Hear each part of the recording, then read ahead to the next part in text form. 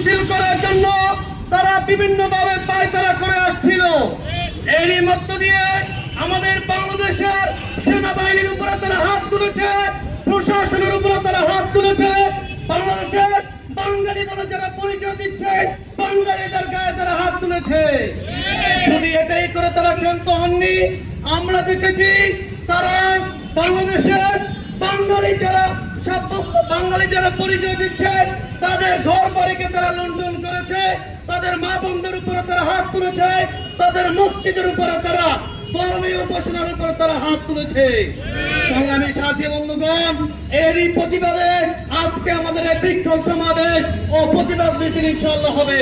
আপনারা সকলেই আমাদের সাথে সম্পৃক্ত হয়ে সময় দিয়ে আমাদের আজকে প্রতিবাদ সমাবেশকে আপনারা সাফল্যমণ্ডিত করবেন। বাচ্চাকে তারা এরকম ভাবে উপরের দিকে মারতো আর নিচে তাদের দা ধরে রাখতো ধারালো দা, এক প্রত্যেকটা উপরের দিকে বাচ্চা দুই টুকরা হয়ে যেত।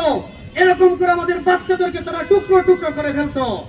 তারা যেদিন যেই এলাকায় ঢুকতো ওই দিন ওই এলাকার ভিতরে সর্বনিম্ন 20 থেকে 25 জন পুরুষকে তারা হত্যা করত। এই প্রতিবাদ এই অরাজকতার পরও যদি বাংলাদেশের ভিতরে কোন সশস্ত্র গোষ্ঠী যদি মাথা চারা দিতে চায় তাহলে বাংলাদেশের প্রত্যেকটি জনগণকে নিয়ে আর্মিকে সাথে নিয়ে আমরা আমাদের সমস্ত শক্তি ব্যয় করব পার্বত্য জেলার পিছনে। সংগ্রামী সাথী বন্ধুগণ, আমরা দেখে আসছি সব মশার বিরুদ্ধে সুরক্ষা দিতে এলো বসুন্ধরা এক্সট্রিম অ্যারোসল। মশার বিরুদ্ধে এক্সট্রিম সুরক্ষা। আমার যে সমস্ত পলিসি ছিল বাস্তবায়ন পলিসি ছিল পার্বত্য জেলা নিয়ে, প্রত্যেকটি পলিসি পার্বত্য জেলার জন্য সঠিক ছিল। পরবর্তী সময়ে আমাদের বাংলাদেশ সেনাবাহিনী যতগুলো পলিসি নিয়েছে তাদেরকে মূল ধারায় নিয়ে আসার জন্য প্রত্যেকটা পলিসি তারা ব্যর্থ হয়েছে। আমরা চাই পাহাড়িদের ব্যাপারে এবং সশস্ত্র গোষ্ঠী যারা আছে তাদের ব্যাপারে শক্ত ভূমিকা রেখে বাংলাদেশ সেনাবাহিনী আমাদেরকে প্রয়োজনের সাথে নিয়ে আপনারা পার্বত্য জেলার ভিতরে এরকম অভিযান পরিচালনা করুন যে অভিযানের ভিতরে সমস্ত সশস্ত্র গোষ্ঠী তাদের কার্যক্রম বন্ধ করতে বাধ্য হবে।